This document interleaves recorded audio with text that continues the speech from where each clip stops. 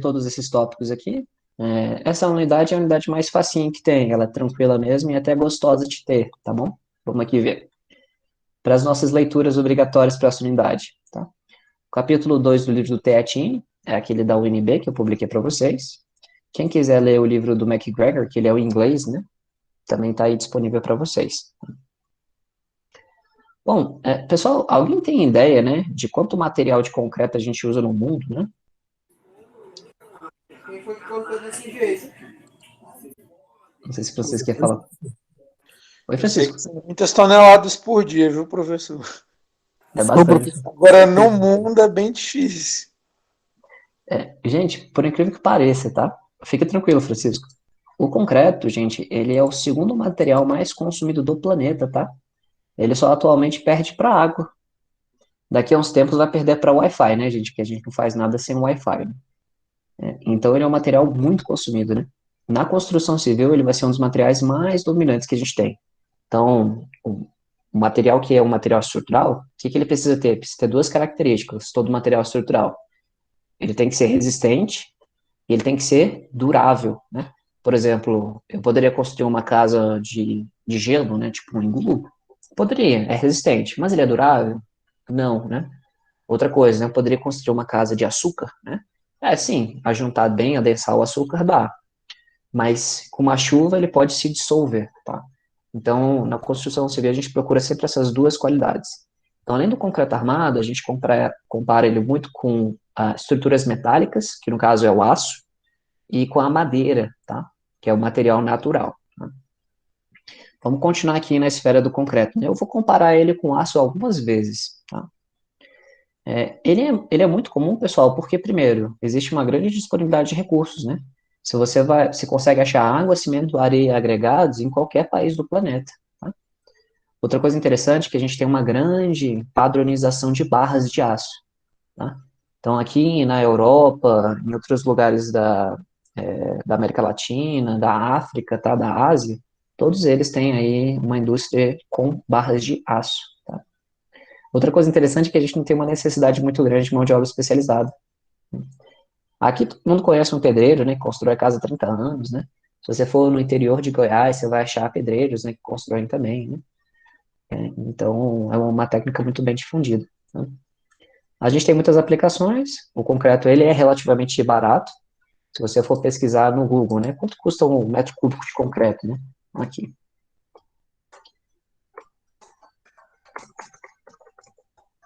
Só para vocês terem ideia, ó, ele está em torno, pessoal, de 240 a 300 reais. Que vem naquele caminhão que é um balão assim, né? Nosso caminhão betoneiro. Muito barato, 300 reais o metro cúbico.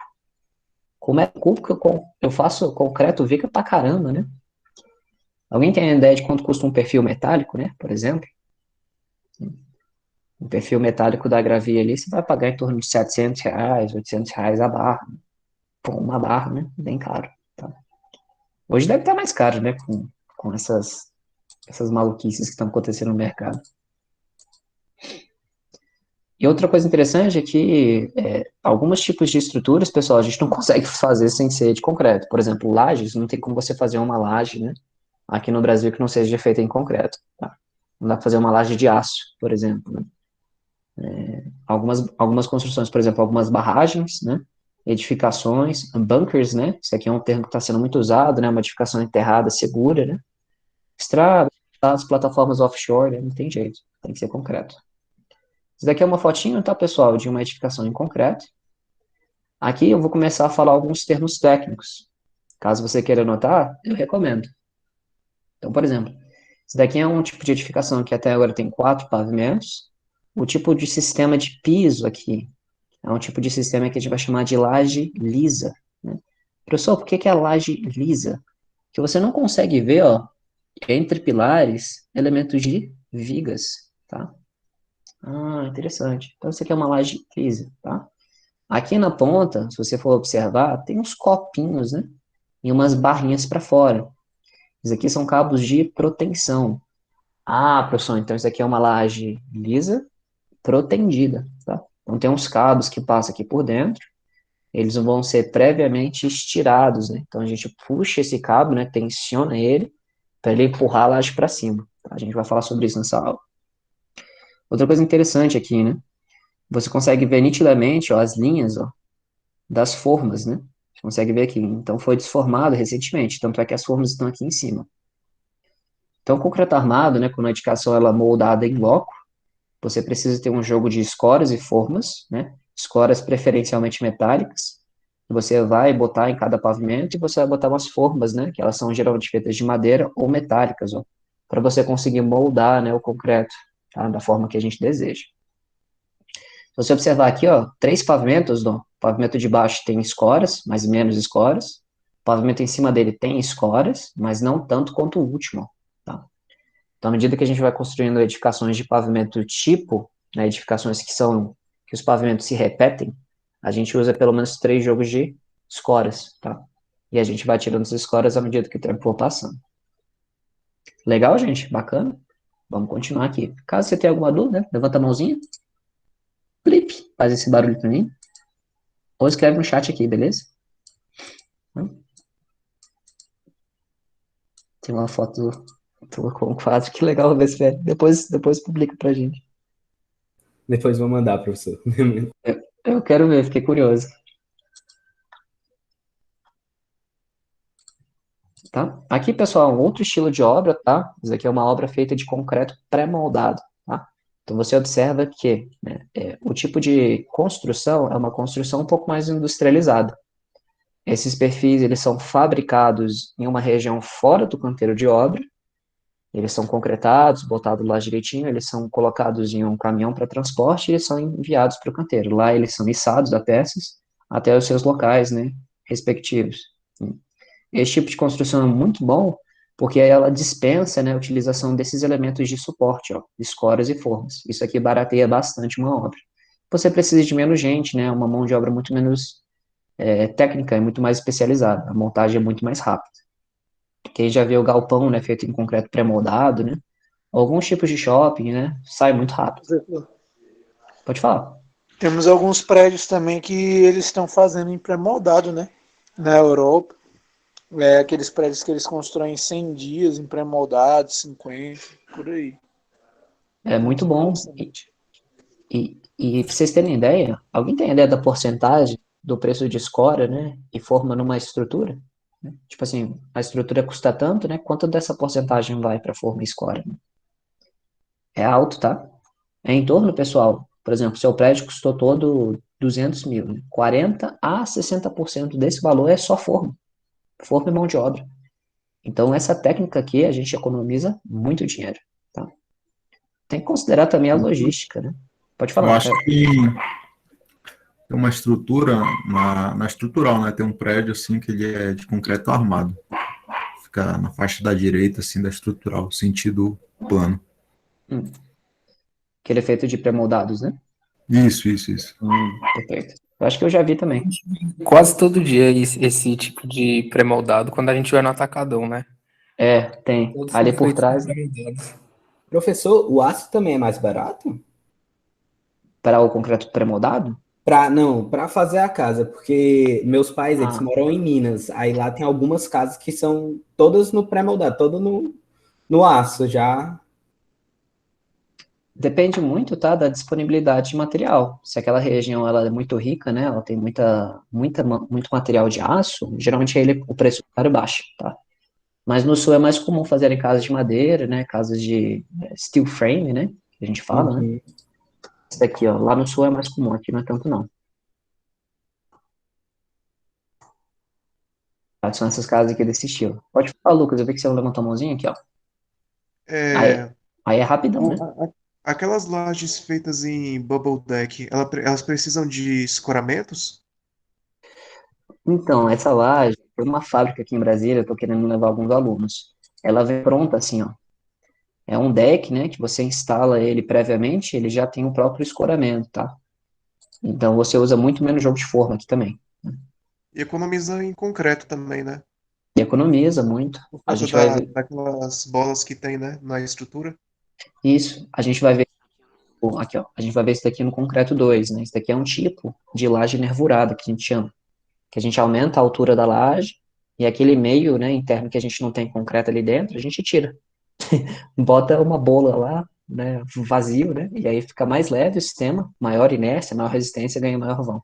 Então, muito bacana isso aqui. Olha que legal. E é levinho, né? Não sei se vocês já foram, né? Parece uma bola, né? Uma bola de vôlei, né? Você pega isso daqui, né? Dá vontade de morder, engraçado. Tá, gente? Mas enfim, você tem vontade de estourar aquilo, né? Eu, quando vi essas bolas, achava que era de concreto, que elas são cinza, aí depois que o Alisson me contou que elas são levinhas, que não são de concreto. É, o Alisson foi, né, na visita, né? Falou, né? Isso aqui é muito da hora. Sim. Então, são algumas técnicas, né, pessoal? A gente foi falando de algumas. E aqui, pessoal, uma vigona de concreto protendido, tá? Esse aqui, gente, são os nossos cabos, né? Eles passam aqui dentro da estrutura, eu vou mostrar uma foto para vocês, tá? E depois que a peça ela é concretada, e ela ganha resistência suficiente para aplicar as forças de proteção, eles botam, né, uma ancoragem aqui e puxam esses cabos. E aí a peça consegue vencer um vão enorme. Não sei se vocês conseguem ver, olha o tamanho do operário da viga. Isso daqui a gente usa É um geralmente. trabalho para transportar. A gente vai falar sobre. Professor, Oi. a tensão desses cabos varia de acordo com a estrutura ou todos têm a mesma tensão? Boa pergunta, tá? Mas, tipo assim, eu acho que a tensão deles é a mesma. Geralmente, esses cabos aqui eles são feitos de um tipo de aço chamado CP190 ou CP210. Então, eles têm 2110, 2100 MPa ou 1900 MPa, tá? Ele é praticamente 5 vezes mais resistente que o concreto, o aço do concreto comum, tá? Então, a tensão dele é mais ou menos essa. O estiramento desses cabos que são diferentes, tá? O quanto que a gente tem que tirar geralmente vem de projeto. Top? Esse tipo de viga, tá, pessoal, a gente usa em viaduto, geralmente, tá? A nossa rodoviária aqui do plano é toda feita dessa tecnologia. Gente, eu não sei quanto a vocês, mas essa disciplina eu acho ela extremamente interessante, tá? Isso aqui, pessoal, não sei se alguém já foi uma vez em Nevada ou Arizona, se alguém já visitou nos Estados Unidos, daqui é o Groover Dam. Ele é Dam é dique, né? Mas isso daqui é literalmente uma barragem, né? E ela gera, né? Ela tem aqui turbinas aqui embaixo e gera, né? Energia, tá? Quem quiser ver, pessoal, cara, eu super recomendo você clicar nesse vídeo aqui do YouTube para mostrar. O Hoover Dam, pessoal, ele foi construído em 1936. Ele custou hoje, mais ou menos, para os cofres, em valores atuais, uns 600 milhões de dólares. Foram concretados mais de 4 milhões de metros cúbicos de concreto. É imensa quantidade de concreto. E o que é interessante é que a concretagem de barragens, ela não pode ser interrompida. Ela tem que ser contínua. Ué, professor, pera, então o pessoal concretou 4 milhões de metros cúbicos de uma tacada, foi indo. Os caras foram concretando. Ué, por que, professor? Porque, gente, quando a gente vai concretar uma barragem, né, a barragem é uma estrutura, né, de contenção, né? Então você tem aqui o nível do solo, né, e aqui um nível de água, né, por exemplo. Então aqui existe uma carga, né, uma pressão hidrostática gigantesca. Então, se essa barragem ela é concretada em partes, né? Uma parte foi concretada, endureceu e jogaram concreto em cima, aparece aqui no meio o que a gente vai chamar de junta fria. É quando o concreto antigo, ele não interage, né? Ele não é solidarizado perfeitamente com o concreto novo. Ó. Aí acaba gerando uma pequena junta. Então, isso com o tempo, né? O concreto não está normalmente poroso, né? Com a pressão excessiva de água aqui, a água penetra e ela escorre. Então, as barragens elas têm que ser feitas em uma tacada só. Então, pô, professor, tem 210 metros de altura. Como é que eles fizeram essa operação doida em 1930, cara? Olha que loucura, né? Então, esse vídeo mostra basicamente a concretagem do Hoover Dam. Então, gente, eles literalmente, né, deslocaram o rio, implodiram uma região gigantesca. Eles instauraram, né, mais ou menos 5 concreteiras, né, na região. E o que que eles fizeram, pessoal? Eles bolaram, vou mostrar para vocês, um sistema de cabeamento e de içamento de concreto. Olha que legal. Então, eles faziam um concreto do lado da barragem e passavam cabos, ó, com uma grande mão, né? que ela pegava o concreto, chegava na região de concretagem e simplesmente soltava. Foram concretados em 3 turnos. O pessoal trabalhava de manhã, de tarde e de noite, né? Várias equipes, né? Para conseguir concretar e deixar, né? Isso junto. Tem várias tecnologias, o vídeo fala sobre bastante coisa, né? Eles foram feitos em blocos, tá vendo? Cada bloco desses foi concretado assim, mais ou menos no mesmo período, né? Eles ficaram muito tempo concretando, gente, muito. Então foi uma das obras, olha quanto a gente ia lá. Todo dia, o dia inteiro. Pode falar, Felipe. Eu só tenho um documentário sobre essa barragem, em português. Tem? Tem? Pode procurar no YouTube que tem. Tem sim. Esse daqui é um deles, esse daqui tem 27 minutos, mas tem alguns. Vale muito a pena, quem quiser se informar, né? Professor, Pode falar, Gilson, eu não tenho certeza. Pode falar. eu acho que teve uma cena também, se eu não me engano, foi de Transformers, que foi feito aí. Acho que de vários filmes também. Hein, professor? Uma concretagem com um volume tão grande assim não teve nenhum problema em relação à temperatura do concreto? Tem um concreto específico, não, para esse tipo de concretagem? Teve sim, Felipe, a gente vai falar sobre isso. E Guilherme tá certo. Quem perguntou demorou 5 anos, tá? Então os caras ficaram concretando 5 anos seguidos. Tá? Tem sim, tá, gente? Vocês vão ver isso comigo na unidade 2, tá? A gente tem que utilizar concretos que eles têm um calor de hidratação mais baixo, que aí eles não liberam tanta energia com um volume tão grande. Mas a concretagem do Riverdale, pessoal, eles botaram por dentro da estrutura um sistema de refrigeração, perdão. Então, eles passam tipo uns canos aqui dentro, ó, com água gelada. Então, foi uma das formas que eles conseguiram interromper. Senão, o volume de concreto que tinha e a quantidade inteira ia gerar um calor absurdo, né? E o concreto, quando ele fica muito quente, né, ele dilata. Então, se ele está se dilatando, ele não tem resistência o suficiente ainda, ele trinca, tá? Então, basicamente isso. Foi uma das maiores desafios que eles já fizeram, tá? Construção civil aí nos Estados Unidos. Foi essa represa, tá? Tem aqui informações no Wikipedia que eu peguei, quem quiser depois dar uma olhada sobre quem construiu, durante quanto tempo, vale super a pena, tá? Vamos avançar porque essa disciplina, ela é maravilhosa. Bom, pessoal, vamos a alguns termos importantes, tá? A gente tem algumas peças, né, ou elementos que a gente pode dizer em concreto, tá? A norma NBR, ela classifica basicamente em dois, tá? Existem elementos lineares, tá? Que uma das 3 dimensões é muito maior que as outras duas, tá? Elementos lineares são elementos tipo barra também, que são pilares e vigas, tá? Que são aqueles elementos reticulares que a gente trabalhou lá na teoria das estruturas, né? Existem também elementos de superfície, que podem ser 3, elementos tipo placa, chapas ou cascas, tá? Os 3 são elementos que o quê? Uma das 3 dimensões ela é muito menor do que as outras duas. Entenderam mais ou menos a diferença? Tá? Então, por exemplo, placas literalmente é um plano em que as cargas ocorrem perpendicularmente a esse plano. As chapas, as forças, né, ocorrem normalmente paralelamente ao plano, tá? Ou contida no plano, né? E as cascas vão ter os dois, tá bom? E ainda existe uma terceira definição, que não é nem elemento linear, nem elemento de superfície, é um elemento tipo blocos, tá? Quando as 3 dimensões são muito próximas umas das outras, beleza?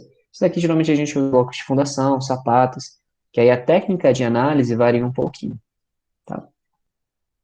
Isso aqui, pessoal, eu não sei se alguém já veio aqui em Brasília, tá? É ali no Obelisco de Brasília, ou também a nossa concha acústica do Exército, fica lá no QG do Exército aqui no plano, tá? Isso aqui é uma casca linda, né? Ela é magnífica, né? Não sei se alguém já teve a oportunidade de visitar, mas ela é de uma beleza estimável, né? Meus queridos, vamos falar sobre coisas bem importantes do concreto, que isso aqui, gente, é provavelmente a parte mais importante da aula de hoje. Combinado? Então prestem bastante atenção. O que a gente precisa saber muito bem da aula de hoje, pessoal? Quais são as duas principais características mecânicas do concreto? Primeira delas, o concreto, ele é um material que ele é muito bom em compressão, tá? Então, se eu pego um elemento de concreto e eu comprimo ele, isso aqui é muito bom. O concreto resiste muito bem a isso, tá? Em contrapartida, ele não é nada bom em tração, tá? Então, devido à estrutura molecular dele, tá?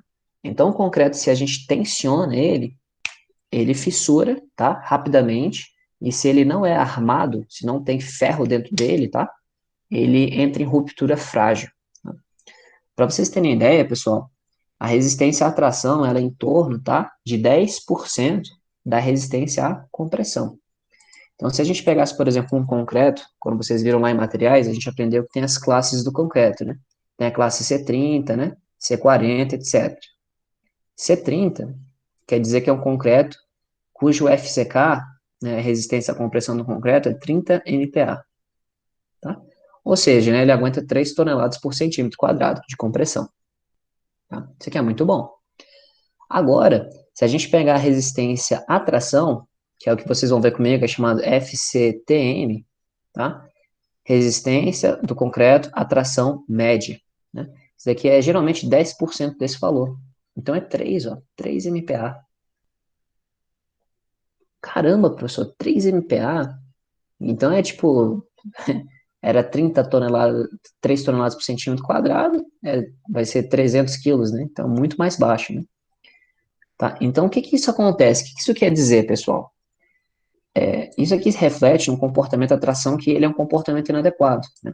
Concreto sozinho, né? Ele não é um material muito interessante. Eu fiz alguns desenhos aqui para explicar para vocês, tá? Se você, porventura, né, já estudou alguma vez a arquitetura greco-romana, você já observou que, por exemplo, o Panteão, ou algumas obras aí bem importantes, vou mostrar aqui para vocês.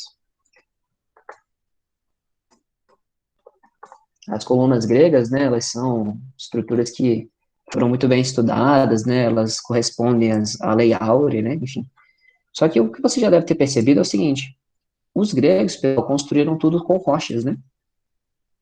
Olha a distância, né, entre colunas. Observe que curioso, né? Ô, professor, o vão entre colunas é muito pequeno, né? É muito pequeno. Por quê? Os romanos e os gregos, pessoal, eles já observavam isso. As colunas gregas, elas tinham que ser muito próximas umas das outras, porque eles construíram tudo com rocha.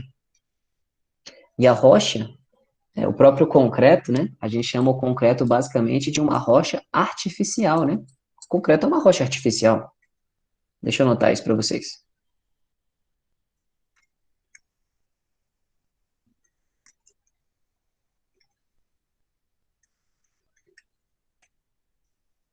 Tá? E o comportamento de rochas, assim como o concreto, cuja resistência à tração é muito baixa, quando você aumenta muito o comprimento entre as vigas, o peso próprio mesmo daquela rocha, né, ela começa a ser excessiva. Então, ela começa a ter aqui uma fissura, ó. Ela começa a subir uma fissura e depois ela falha, ó, ela rompe, tá? Isso aqui é o que a gente vai chamar de ruptura brusca. Tá? Por quê, professor? Porque o concreto, como as rochas, elas têm um comportamento frágil, quebradiço, né? Então, se vocês lembram um pouquinho lá da teoria da flexão, que a gente viu lá em mecânica dos materiais, né? Você pega uma viga, né, um elemento linear, que ele é solicitado por flexão pura, né? A flexão pura, a gente desconsidera os efeitos do cisalhamento, né, os efeitos cortantes. A flexão pura, geralmente, é uma idealização de projeto, né? Você pega basicamente 2 momentos, você aplica nas extremidades. A viga vai ser flexionada dessa seguinte forma, né? Com essa flexão pura, o que a gente consegue observar aqui? Bom, é muito claro, se a gente aproximar aqui, ó, se a gente desenhasse bolinhas aqui, né?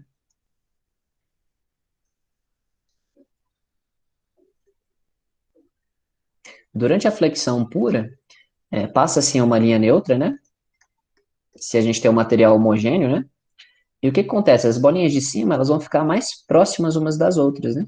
Isso aqui indica o quê? Que nas fibras superiores, a gente vai ter uma compressão do material. Já as nossas fibras inferiores, as bolinhas, elas vão ser o quê? Mais afastadas, né? Isso aqui indica que as nossas fibras, né, inferiores vão estar sob tração, elas vão ser empurradas para fora, tá? Se a gente olha o diagrama de tensão e deformação aqui, ó, o que a gente tem, né? A gente tem a nossa peça, que por princípio, né, de Poisson, né, a gente tem, na verdade, uma distorção, né, do nosso elemento, ele fica mais ou menos assim. Tá? que acontece? Se o elemento ele é linear elástico, a gente tem uma distribuição, né, linear dos materiais, né? Então, a gente tem esse tipo de curvatura aqui, né, uma reta, tá? Na parte de cima, então, a gente vai ter tensões de compressão, na parte de baixo, a gente vai ter tensões de tração, tá? Eu escrevi aqui errado, isso daqui é compressão negativa, isso aqui é tração positiva, tá? E o que acontece? A gente tem tensão e a gente tem uma área, a gente não consegue determinar uma força? Ah, verdade, pessoal. Então, tensão vezes área é força. Então, na parte de baixo, a gente também tem força, ó, tá? Então, toda flexão, quando ela acontece dentro de uma seção transversal, ela vai gerar um binário de forças, né? Um binário de forças de uma força de compressão, tá? Isso daqui vai ser a nossa força de compressão. Isso aqui vai ser uma força de tração. Essas forças, logicamente, elas têm que ser iguais. Por quê, professor? Porque a seção tem que estar em equilíbrio, tá? E aqui que é a parte mais legal. O concreto, ele não resiste à tração, né? Ele resiste muito pouco à tração. Como a nossa rocha, que vai ter um comportamento quebradiço, como que a gente pode interromper essa força de tração? Ela vai ser absorvida, eventualmente, pelo aço. Então, olha que interessante. Aqui é uma primeira parte que vocês vão entender perfeitamente por que a gente arma o concreto. A gente vai armar as peças de concreto armado, que justamente durante as flexões, a gente vai ter aquela região onde vão existir tensões de tração elevadas, geralmente na seção transversal de maior estresse, né, maior tensão, e é ali que a gente vai botar a nossa barra de aço. Então, com essa característica, pessoal, olha que bacana, inserindo a nossa armadura dentro do concreto, a gente passa a ter o material concreto armado, né, e a nossa armadura ela vai conferir uma falha dúctil. Então, à medida que eu começar a pegar elemento de concreto... Vai dormir na minha avó. Oi, Robespierre, você ia tirar alguma dúvida, Robespierre? Perdão. Não, desculpa, professor. Não, tranquilo. Então, se a gente pega uma viga de concreto simples e flexiona ela, ela quebra rapidamente. Se a gente pega uma viga de concreto e a gente bota a armadura de aço, o aço vai começar a resistir a essas forças de tração. E o que é legal? Aquela fissura que começa a surgir aqui, ó, ela realmente vai surgir, só que o aço só vai começar a ser eficiente na hora que o concreto está falhando, faz sentido? Se o meu concreto não está falhando, não tem por que o meu aço estar presente. Então, se a gente tem momentos muito pequenos, né, a peça não funciona, não vai estar muito estressada, então a gente não vai atingir as tensões de tração do concreto. Então, o concreto que a gente vai botar da armadura, aqui a gente vai chamar esse concreto de armadura passiva. Por quê? Porque o concreto precisa começar a trabalhar, fissurar, precisa começar a ter deformação, para que o meu aço comece a trabalhar. Então, isso aqui é o ápice da aula de hoje, né? Essa aqui é a parte mais importante da aula de hoje. Então, esse basicamente é um pequeno princípio de funcionamento do concreto armado. Pode falar, Glauco, manda ver. Professor, naquela imagem ali que você mostra o deslocamento da torção, ou da tração e da compressão, isso é como seria a reação interna da estrutura? Como se fosse um torsor? É isso? Não, ele funciona como se fosse a força mesmo. É essa força aqui alta com que a viga fique estável, né? Que ela não venha colapsar. Essas forças que aparecem, esse binário de forças, eles surgem, né, da teoria da flexão, tá? Aí a gente consegue deduzir isso justamente a partir do diagrama de tensão-deformação. Tá bom? Entendi, professor. Obrigado. Eu sei que às vezes, tipo, é meio chato, mas tipo, eu só apresentei, né? Não tem como justificar, isso aqui é meio que da teoria mesmo, né? Isso aqui é só a gente meio que só aceita, tá bom? Beleza, professor. Beleza, Glauco? Outra pessoa levantou a mão, acho que foi o Henrique? Ou não? Bom, pessoal, e a última coisa que eu queria falar era exatamente isso. Para a gente haver esse comportamento solidário, tá? A gente precisa, vou botar aqui, comportamento solidário.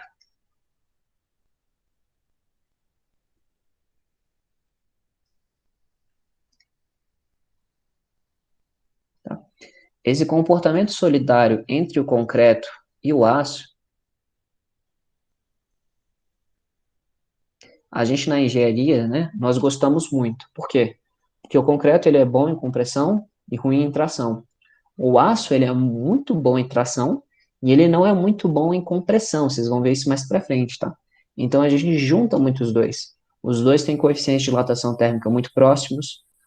O concreto é um material muito alcalino, então a gente está falando de basicidade em torno de 2 a 14, tá? Então essa alcalinidade excessiva, ela protege uma textura muito boa, tá? Então, para finalizar, né, esse nosso desenho aqui, esse comportamento solidário, pessoal, ele só é possível devido a uma coisa que a gente vai chamar de aderência, tá? Essa aderência que vai permitir, escrevi tudo errado. Vamos de novo, professor.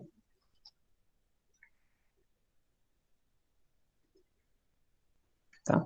Essa aderência entre os materiais é o que vai permitir que as deformações no concreto sejam iguais às deformações no aço, tá? A gente usa esse símbolozinho de Szinho, tá, pessoal, que vem de steel, tá? Steel é aço, tá, em inglês.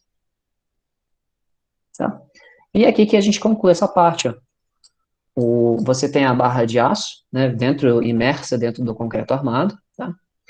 E aí essa região vermelhinha é a superfície do aço. É ela que, quando o concreto começa a fissurar, ó, ela começa a trabalhar, tá? Então é nesse momento aqui que o aço começa a trabalhar. E aí ele vai que o nosso concreto entra em ruptura brusca, tá? Top, pessoal? Todo mundo entendeu? Difícil? Professor, Pode falar, querida. então vai ser normal ter meio que essas fissuras embaixo do concreto quando ele tiver esse tipo de deformação e tá tudo bem. Excelente pergunta, Natália. É esperado, tá, que o concreto fissure, tá? Essas fissuras podem ser pequenas, né? A gente consegue controlar elas e elas podem estar dentro de um limite tolerável, tá? Então, indispensavelmente, vai acontecer, o concreto eventualmente fissura, mas é uma fissura que acontece pequenininha, né? A gente chama essa fissura de fissuras que acontecem nos poros, tá? Porque o concreto, ele não é muito bom em tração, né? Então ele acaba fissurando mesmo, é quase que inevitável.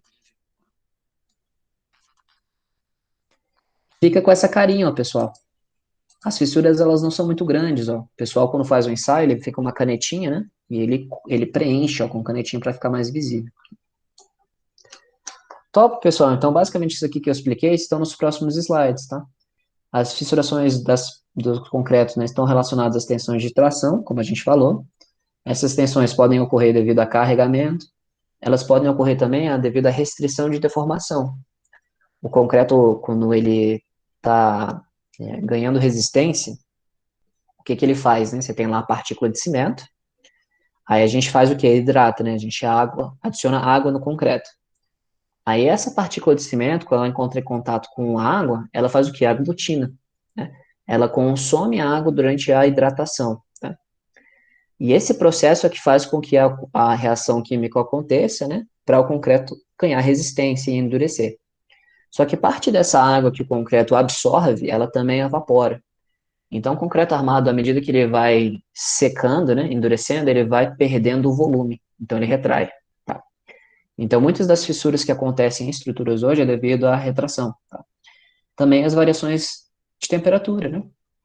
Isso acontece bastante. Então, as fissuras, geralmente, elas são meio que inevitáveis. Então, a gente tem que trabalhar com uma margem de limite aceitável. Isso aqui que a gente vai ver na disciplina. Isso daqui é uma foto de uma viga de concreto, sem armadura, né?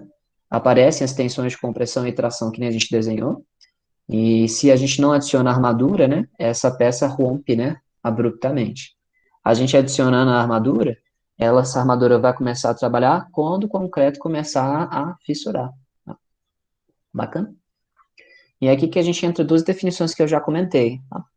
Essas fissuras, do ponto de vista de durabilidade, né, ao longo do tempo, pode ser preocupante, né? Até porque fissuras, pessoal, são entradas, são portas, tá? Então, podem entrar ali agentes agressivos, a gente vai falar sobre isso também.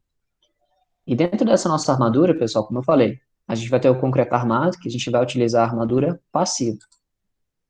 Ou seja, a nossa armadura passiva é aquela armadura que ela vai começar a ser eficiente quando o concreto já está trabalhando.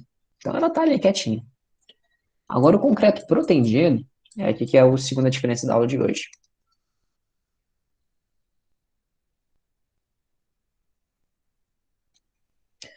Geralmente, pessoal, no concreto protendido, a gente tem mais ou menos uma distribuição de cordões dessa forma. Ela tem uma configuração parabólica. Aqui eu vou botar cabo de proteção.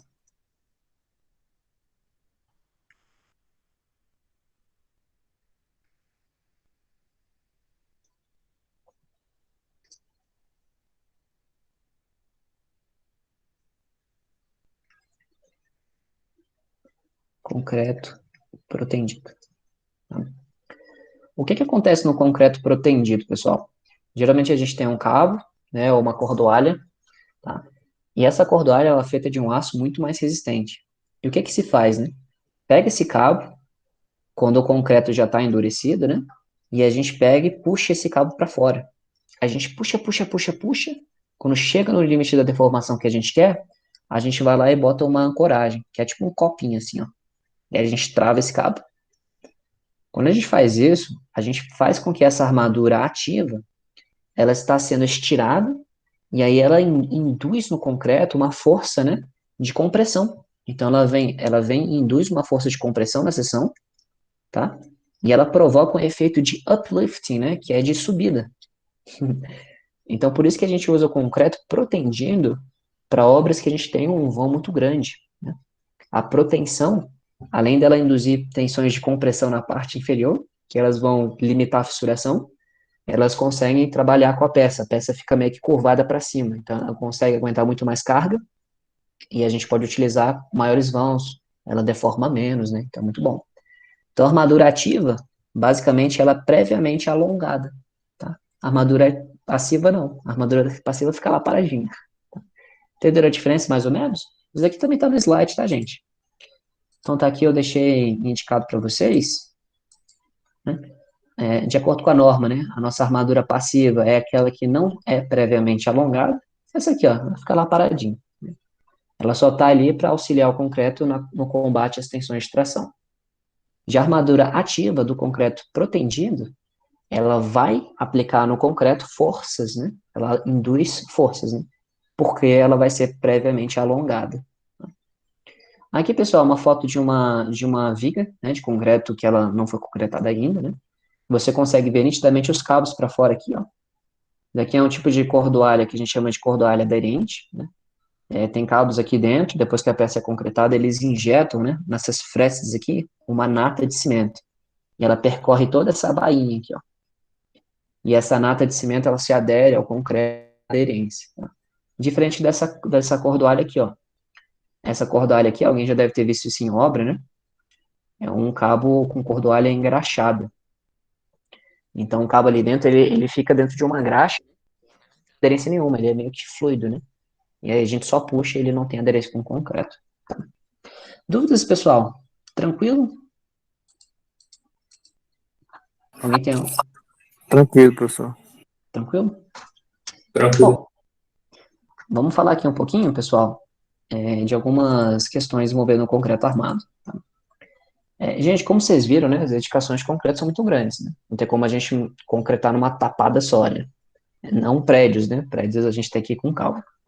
Como muitas das peças são moldadas, né, no local, a gente precisa realmente ter, né, um trabalho muito grande de formas e escoras. Isso aqui, ó. As formas geralmente são de madeirinha ou metálicas, né? A gente precisa botar elementos de travamento, né, que vão suportar as pressões hidrostáticas. E quando a gente vai fazendo escoramento, pessoal, a gente ainda tem que prever em peso próprio, né, da laje, né, dos operários, equipamentos, vento, né, para a gente prevenir, né, que durante a nossa construção do concreto a estrutura não venha cair, né, antes de que o concreto endureça, tá? Então, vou mostrar para vocês dois vídeos que são extremamente importantes da gente ver, tá? Isso aqui, pessoal, é um canteiro de obra, tá? Numa estrutura que acabou de ser concretada.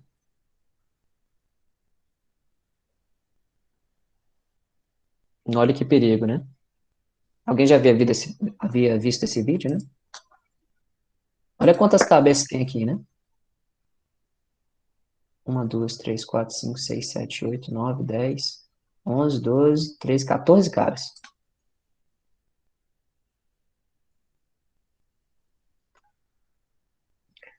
Loucura, né? Alguém tem algum comentário para fazer, né? O Jorge mostrou hoje na aula de patologia. Ele mostrou esse vídeo hoje, Rafael? Só por curiosidade. Ah, que azar, né? Também tem esse segundo vídeo. Acho que ele deve ter roubado de mim esse vídeo, mas tudo bem. Ele mostrou talvez esse vídeo aqui também?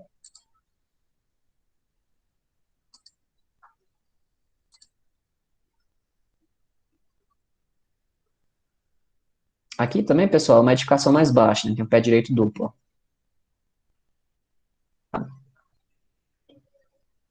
Aqui os caras saíram ainda andando, né? Olha a sorte, né? Professor, Hum. nesse segundo vídeo aí parece que a escola tá em cima de um andaime ali, alguma coisa assim. É isso mesmo? Infelizmente aconteceu assim, Glauco. Mas isso aqui é gambiarra mesmo. Se você for ver, né, o andaime, né, ele escorrega, ó. Olha que loucura, né? Tem realmente algumas escolas que têm lá 6 metros, né, mas tem outras escolas que foram interrompidas, tá? Isso daqui não é uma construção no Brasil, mas já aconteceu com a gente também, tá? Quando a gente usa escoramento que não é metálico, a gente tem que ter muito cuidado, né? E o concreto, como eu falei, ele é muito pesado, gente. O concreto pesa em torno de 2.500 quilos por metro cúbico, né? Uma laje pesa em torno de 400 quilos por metro quadrado, né? Então, o escoramento de edificações de concreto armado, a gente tem que fazer com muito cuidado, muita atenção, tá? Então, a gente tem que prever essas operações todas, tá? O Rafael, ele também mostrou, acho que foi ele que me copiou, viu? Juro. Tudo bem, pessoal? Então, só ter bastante atenção, tá? Vamos ver alguns nomes, né, e algumas figuras para vocês entenderem termos técnicos, tá? Aqui, pessoal, a gente tem uma edificação de concreto, tá? E aqui tem alguns nomes que a gente vai usar durante essa disciplina, né? Os pilares são os elementos lineares verticais, né? As vigas, né, são os elementos que vão estar suportando as lajes, tá? Então, esses aqui são quadradinhos ou retangulares, estão aqui. Aqui, gente, a gente tem um sistema de uma laje maciça, tá? Pode falar, Rafael, manda ver.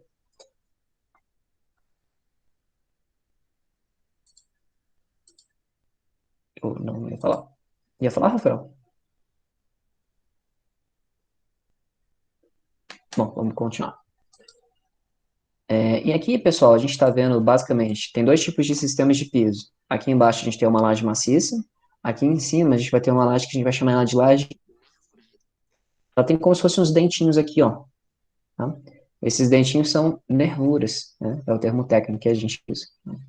Aqui também, outras coisas que nós vamos observar. A gente tem um sistema de fundação, que é um tipo de bloco sobre estacas, tá? A gente tem outro tipo de fundação, né, que fica em contato com o solo.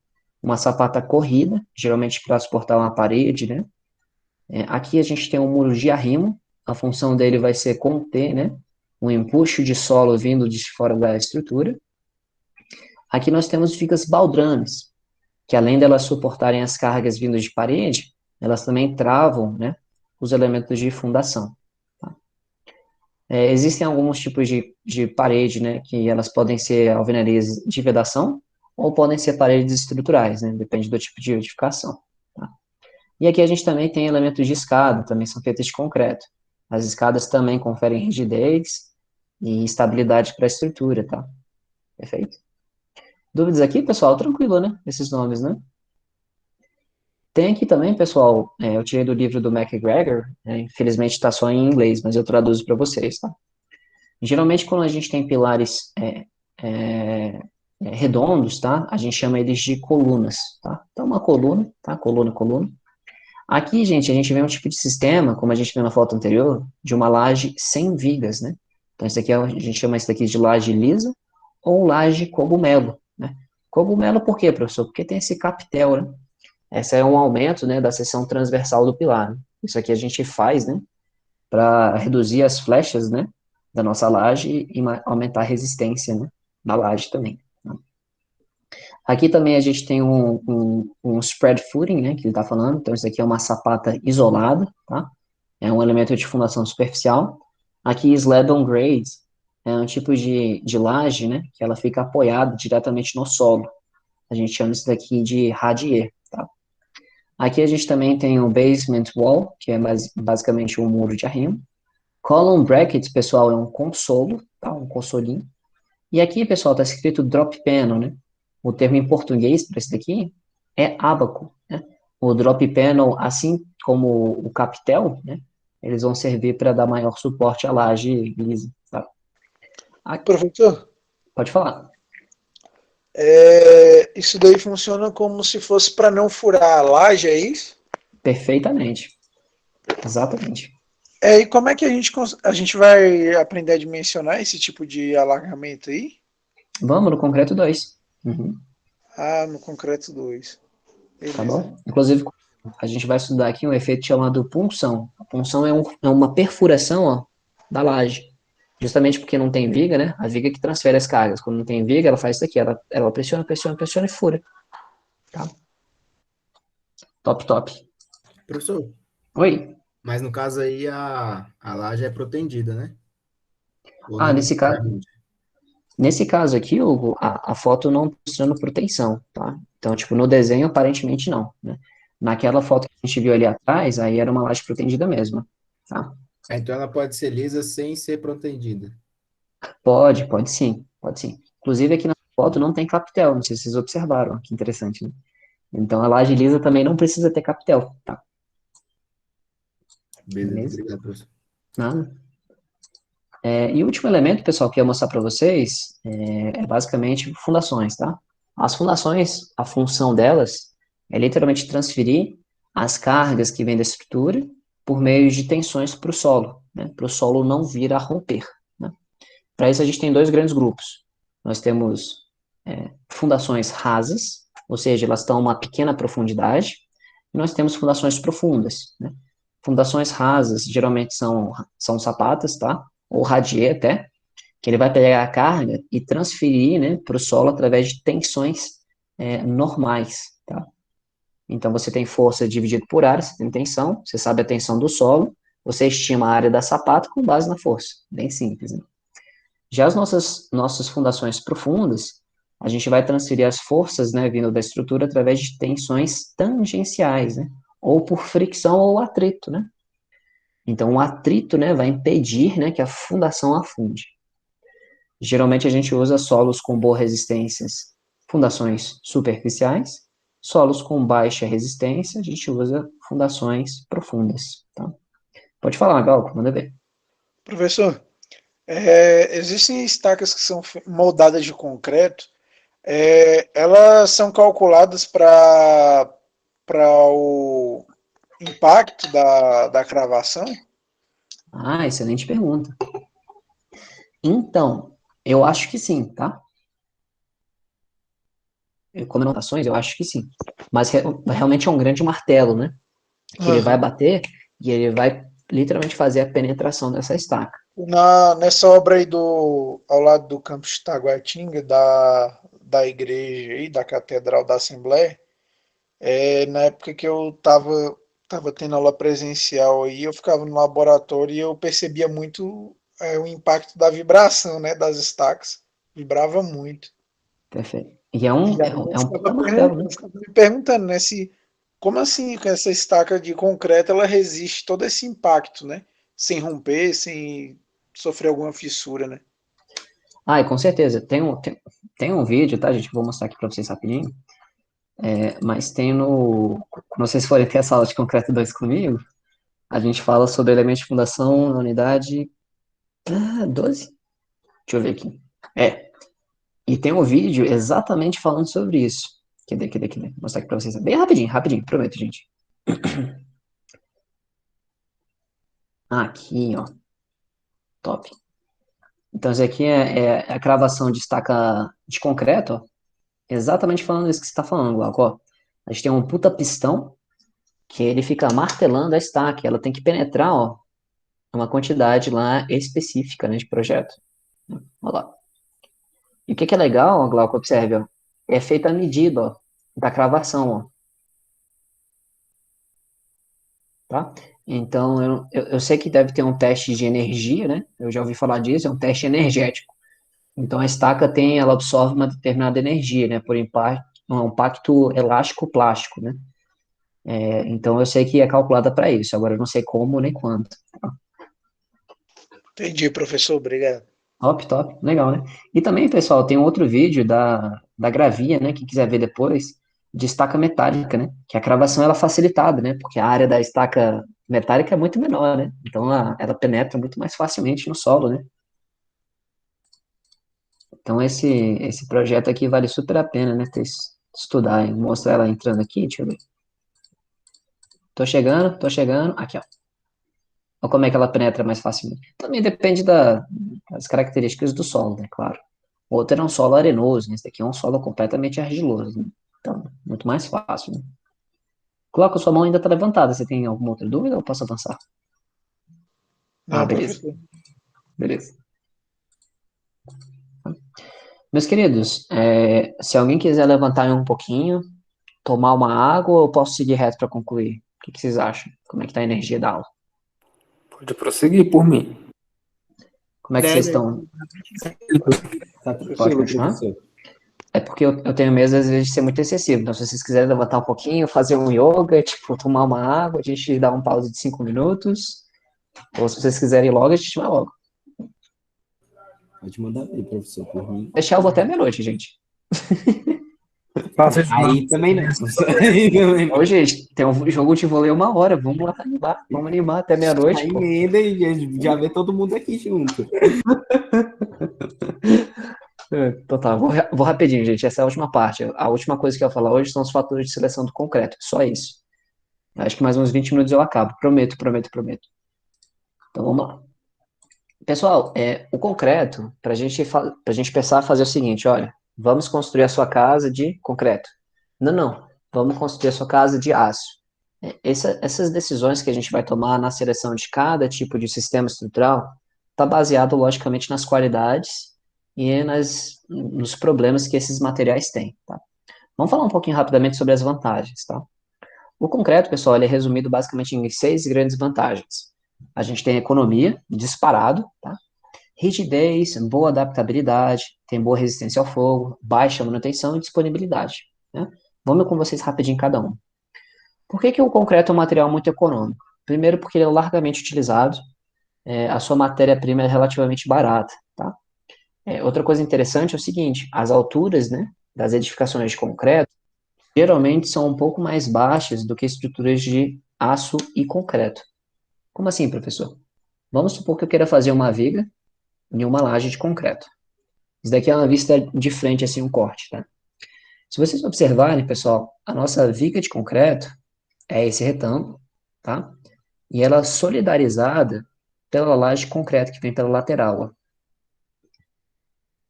Observe. Isso daqui, gente, é um caráter que a gente chama de caráter homolítico do concreto. Tem que ver se esse homo é com H, tá? Então, o que acontece? As nossas vigas e lajes são solidarizadas. Então, a nossa altura total do sistema de piso, ela é um pouquinho mais baixa. Por exemplo, se a gente pegar uma estrutura de aço, você tem lá o perfil metálico, geralmente é um perfil I, tá? E aí, como é que eu solidarizo ele com uma laje de concreto? Eu passo aqui, pessoal, uma chapa, tá? Geralmente é uma forma metálica. E aqui em cima eu jogo concreto. Então, eu adiciono concreto aqui dentro. Tá? Então, percebo, né? Para eu solidarizar esses dois elementos, eu acabo que eu tenho, geralmente, uma altura maior, ó. Que interessante, né? Do meu sistema misto, né? Então, isso aqui, gente, se reflete em economia, por incrível que pareça. Ué, por quê, professor? Porque menor altura de pavimento, se eu pego um prédio de 10 andares e eu ganho 10 centímetros, né? Eu ganho praticamente 1 metro, né? Na minha altura toda. Agora, se eu pego um prédio de aço, né, eu tenho um pouquinho maior de altura para a mesma quantidade de pavimentos. Olha que interessante. Então, isso aqui se reflete em economia de vedações, reflete em economia de pintura, revestimentos, instalações, né? Então, todo esse caráter homolítico do concreto, ele é vantajoso nesse sentido. Tá? Entenderam? Top? Top, né? Não sei se vocês já ouviram falar disso, né? Tá? Então, essa é uma economia muito interessante, né? Existe também um contratempo que a gente vai falar, né? As estruturas, geralmente, de concreto, elas têm que usar formas e escoras, né? Logicamente.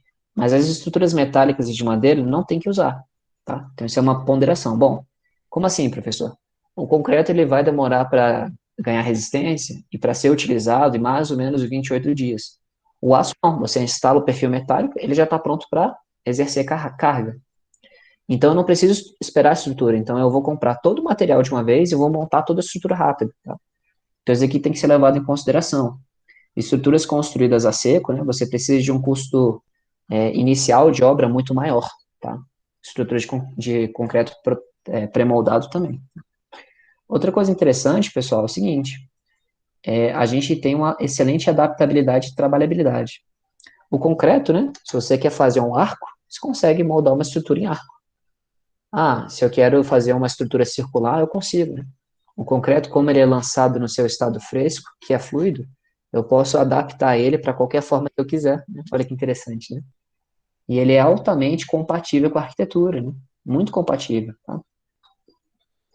Diferente de alguns tipos de estruturas, né? Se você, por exemplo, em concreto, né, eu posso construir uma viga de 50, 100 metros, né? A estrutura de aço, não. Eu preciso comprar um perfil que está disponível em fábrica, tá? A gente vai falar sobre isso, inclusive, de transporte. Outra coisa interessante, né? O concreto ele tem uma alta resistência ao fogo, né, quando comparado com estruturas metálicas de madeira. Por quê, professor? Porque as peças são maiores, né? A área da seção transversal são bem maiores. Então, o aço, né, que tem uma seção transversal muito menor, ele esquenta muito mais rápido, né? Então, a gente analisa isso com um parâmetro que a gente chama de TRRF, né? Tempo requerido de resistência ao fogo.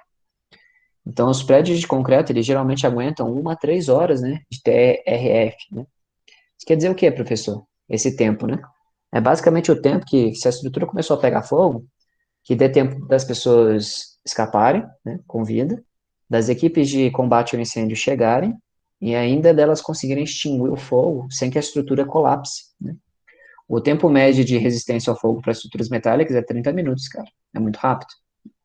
Então, para esses tipos de sistemas, a gente tem que usar sistemas de sprinklers, sistemas de proteção, e isso encarece e inviabiliza muito estruturas metálicas, muito mesmo, tá? Assim, dobra o preço, basicamente, tá? A rigidez, né? Estruturas de concreto são muito, né? Volumes muito grandes, elas são muito pesadas, né? E quando a gente está falando, por exemplo, de vibração, quanto mais pesado você tem o sistema, menos ele vibra, tá? Então, estruturas de concreto armado geralmente são estruturas que têm uma boa estabilidade, né?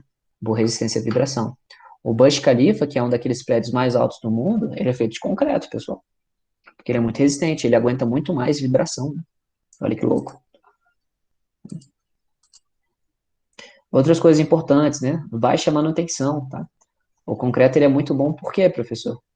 Ele é um material que ele tem uma boa resistência à abrasão, né? E a efeitos de intempéries, né?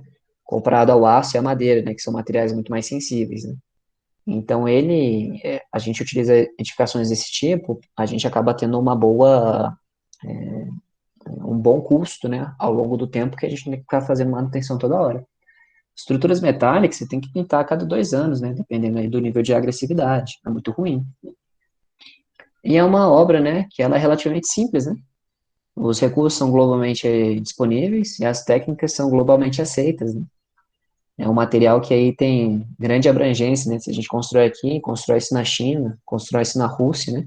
Todos esses países aí dominam, né? Essas técnicas. Tá? E a última coisa, né? Que o concreto, ele tem um acabamento muito fino, né? Você vê hoje arquiteturas industriais, né? Você vê um caráter muito bonito, né? Aqui, pessoal, vou mostrar um vídeo rápido para vocês. Acho que foi o Robespierre que me tirou essa dúvida, ou o Lucas, não sei. Alguém já viu isso aqui antes, gente? Alguém sabe o que é isso aqui? Isso não é a parte de uma turbina eólica? É o transporte da turbina aí. Perfeito, gente. Isso aqui é uma hélice, pessoal. Tá? Essas hélices, gente, elas têm, em média, 40, 50 metros, podem chegar até 120 metros, né? Isso aqui, os caras estão em Scotland, né? Na Inglaterra, né? Maravilha, né?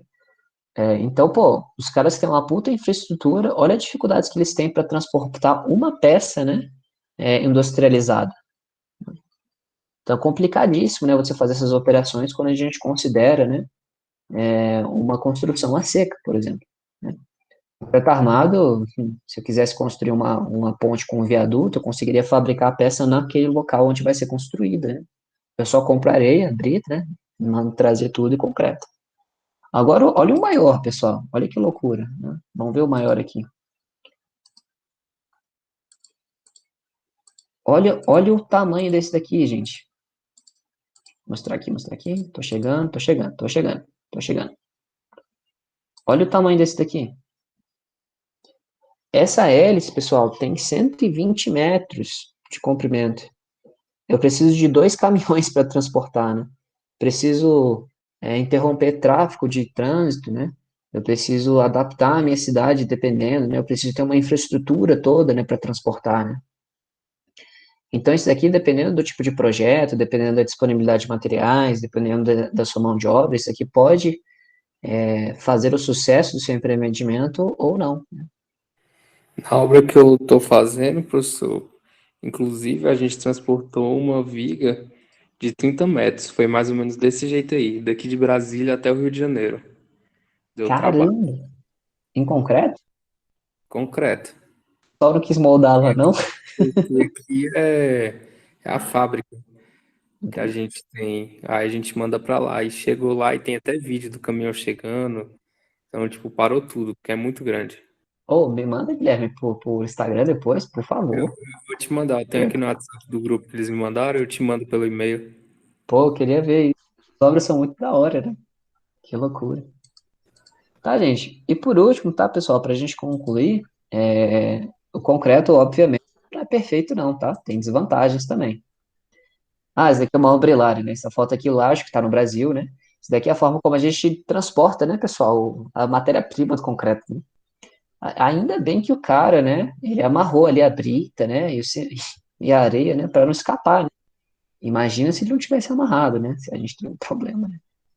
Engraçado, né? Os outros Ele países. colocou a brita entre duas areias, né? Não colocou no final. Não Isso aqui estragou o carro dos outros. só acontece no Brasil.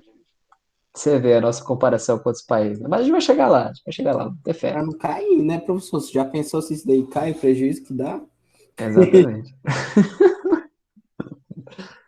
Imagina quanta areia, né, não voou, né, nos outros, né? Enfim. E, meus queridos, a gente ainda tem algumas desvantagens, lógico, né? O concreto não é perfeito. Entre as principais desvantagens, temos 5. Baixa resistência à tração, que a gente falou. Baixa relação peso-resistência, né? Isso daqui é resistência a peso, na verdade. Depois eu vou trocar no slide.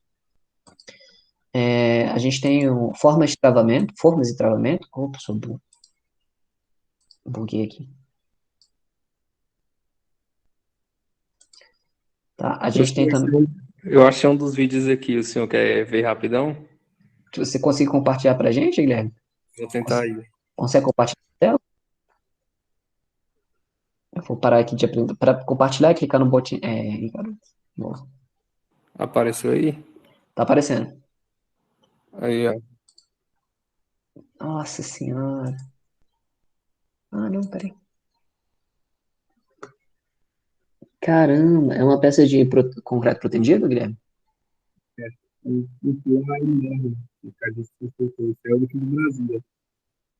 Caramba, que loucura. Aqui, ó. Ele é Qual que, muito. qual que era o peso dela? Umas 20 toneladas? Não tenho ideia, mas é muito grande. Teve Caramba. que ter aqueles carrinhos de apoio. Enfim, deu muito trabalho. Pô, é um grande desafio, né? Pô, Guilherme, você trabalha numa obra muito bacana, viu? Bem legal. Trabalhar em fábrica tem essas vantagens, né? É porque a gente faz galpões para. Tipo, açaí. A gente trabalha muito pro açaí, atacadista açaí. Uhum, Então, tipo, são galpões enormes. Aí essa obra no Rio de Janeiro precisou dessa viga gigante. entendi. Pô, da hora demais. Muito legal. A gente aprende muito, né? E você vai ver que muitas das coisas que a gente vai estar falando aqui, você vai conseguir aplicar no seu estágio. Ou, na verdade, você já vai saber muitas das coisas que eu já estou falando aqui. Obrigado, Guilherme, por compartilhar. Gente, isso vale para todo mundo. Quem sempre puder mostrar coisas para a gente aqui, eu super apoio, é super bacana, viu? Bem legal mesmo. Bom, meus queridos, então vamos ler aqui rapidinho, tá? Como a gente falou, a baixa resistência do concreto, ela vai se refletir inevitavelmente em fissuração, tá? Que nem a Natália a gente conversou, né? Mas essa fissuração, ela pode ser controlada por proteção ou por dentro dos limites normativos, vocês vão ver isso comigo, tá? E só lembrando, né, que a fissuração, ela reduz a durabilidade a longo prazo. Ela permite que entre água, né, óxidos, flúor, né, sulfetos, né, esses agentes são agressivos, né? Eles podem provocar corrosão de armadura, eles podem provocar lixiviação do concreto, redução de alcalinidade, fluorescência, eles podem provocar infiltração, desplacamento, tá? Corrosão, enfim, uma pancada de problemas aí que a gente não quer, né? É muito caro de tratar, inclusive. As forras e travamentos também, o jogo de formas, ele é um trabalho muito árduo, ele é um trabalho muito complicado, ele gera um passivo, né, um custo elevado para a obra. A gente consegue, sim, reduzir, né? Se a gente tem projetos simétricos, né? A gente usa mais ou menos um bom padrão, né? De pilares e vigas, isso reduz bastante, né? O custo total da obra, tá? Então, quanto mais simétrico possível a gente conseguir fazer, maior padronizado o projeto, mais economia a gente ganha, tá? Baixa relação resistência e peso, como eu falei para vocês, né? Aqui eu botei um quadrinho que ele é bem autoexplicativo. Por exemplo, a gente tem a madeira tração e a madeira compressão. A madeira, pessoal, devido à configuração da estrutura, né, da madeira, principalmente o arranjo das células, né, que são células tubulares, a madeira ela é um material anisotrópico, né? Na verdade, é um material ortotrópico, perdão. Quer dizer que ele se comporta, né, quando é solicitado em diferentes direções, né, como diferentes resistências, tá? Então, aqui a gente tem um peso próprio, né, peso específico da madeira, ele varia entre 500 quilos e 1 tonelada e 200, tá? E tem a resistência mais ou menos entre 30 e 110. Se a gente pega a resistência e divide pelo peso, a gente vai gerar um índice, né? Esse que é o índice relação peso, resistência-peso. Então, esse aqui é da madeira. Do aço, né? O aço é bem pesado, ele pesa em torno, né, de 7.850 quilos, né? Mas a tensão dele é uma tensão de resistência muito boa. E é a mais baixa que a da madeira. E é o concreto? Lá embaixo. Então, por incrível que pareça, o material mais eficiente, pessoal, estruturalmente falando, é a madeira. Olha que legal. O concreto ele é o último, né? Que ele é muito pesado, né? Então a resistência dele não é tão proporcional ao peso, tá? E a fibra de carbono, pessoal, a fibra de carbono ela é levíssima e ela é 10 vezes mais resistente que o aço, né? Então ela estaria lá em cima, né? E por último, pessoal, variações volumétricas, né? Como a gente falou, né?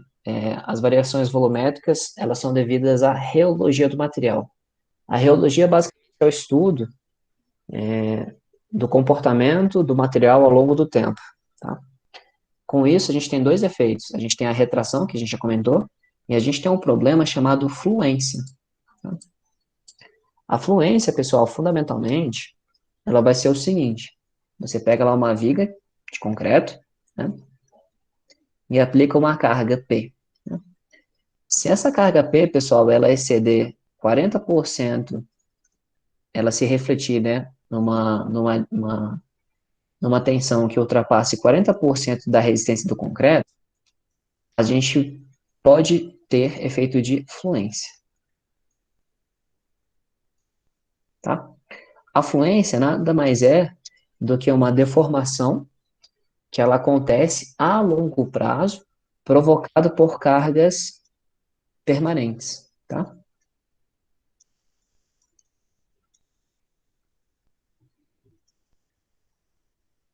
Como assim, professor? Bom, é só pensar da seguinte forma. No tempo zero, tá? Eu pego, aplico o carregamento em cima da viga. Eu tirei lá as escórias ali e a nossa peça começa a trabalhar. Essa viga, pessoal, ela vai se deformar imediatamente, tá? Isso aqui é o que a gente vai chamar de deformação elástica, ou deformação imediata, tá? Se eu pego depois e eu avalio essa mesma flecha, vamos supor, 70 meses depois, tá? Então, supera 5 anos, vamos jogar 10, 20, 30 anos ali na frente, no futuro, né? Essa flecha, pessoal, ela vai aumentar, olha que loucura, se essa carga P for constante, né?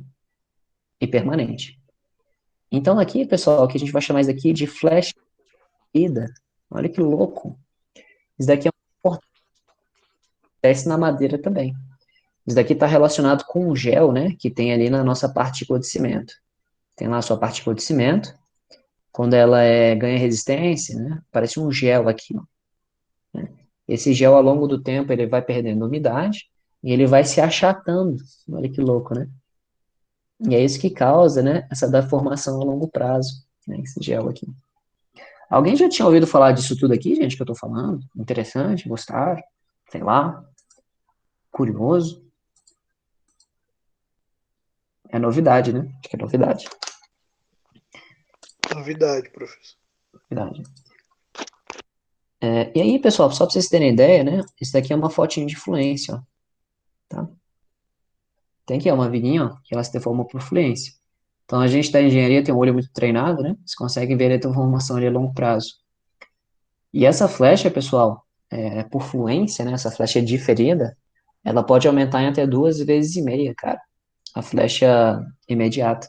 Muita coisa, né? Então, quando a Mas gente se tá... tiver ruptura, professor? Oi? Isso sem chegar à ruptura?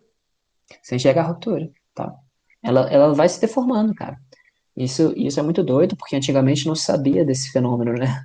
Então, muitas obras foram projetadas sem saber disso, né? Então, só hoje que a gente começa a ver algumas coisas. Se vocês forem ver aqui em Brasília, existem alguns palácios ali que você consegue ver, tipo, o topo do pilar e a nossa lajezinha tá assim, ó. É engraçado isso. Reparem, né, nos palácios ali. Então, é por causa disso.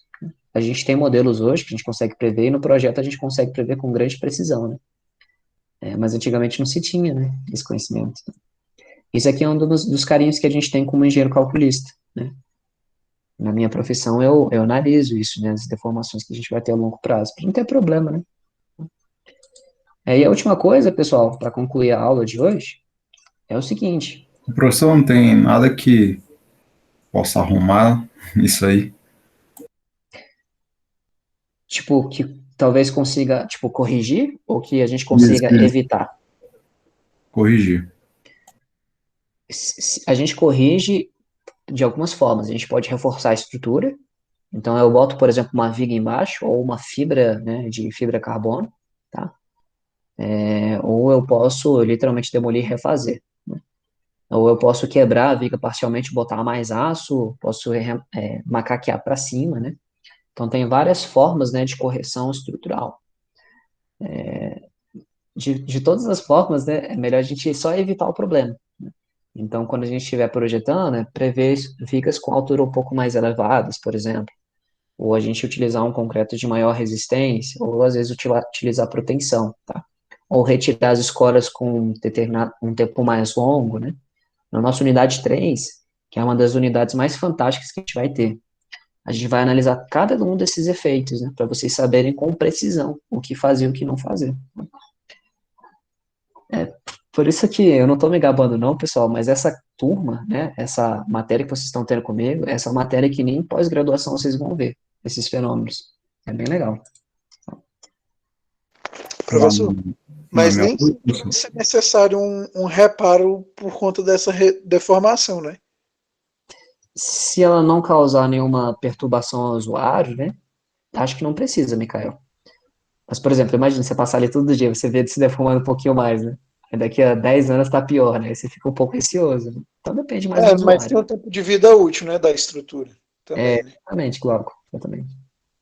Na obra, assim, professor, muitas vezes colocam no subsolo, né? Mantém as escoras. Porque, como tem a cremalheira, né, lá de fora, deve evitar isso. E geralmente no subsolo, depois a gente leva, né, os materiais, né, para o subsolo geralmente, né, para armazenar, para utilizar na medida que for construindo, aí acaba sobrecarregando mais. Então a gente mantém as escoras lá geralmente mesmo. Tá certinho, cara. Legal, pessoal? Gente, e a última coisa é o seguinte, a dificuldade de adaptação. Alguém já fez reforma em casa aí? Como é que é um terror? É um terror, Já, né? professor, eu estava trabalhando com isso. É terror, cara. Pô, imagina, eu quero fazer um puxadinho. Cara, tem que chamar um engenheiro calculista, tem que fazer projeto, tem que fazer revisão, tem que fazer reforço. É Não mais deu, fácil tem... demolir e fazer do zero do que ficar fazendo reforma. Nossa, é terrível. Então, isso é um problema grande que a gente tem aqui no Brasil. A estrutura é toda monolítica, né? Se a gente quiser aumentar, tem que quebrar, fazer de novo, tem que puxar, tem que fazer junto, tem que fazer um projeto de reforço, né?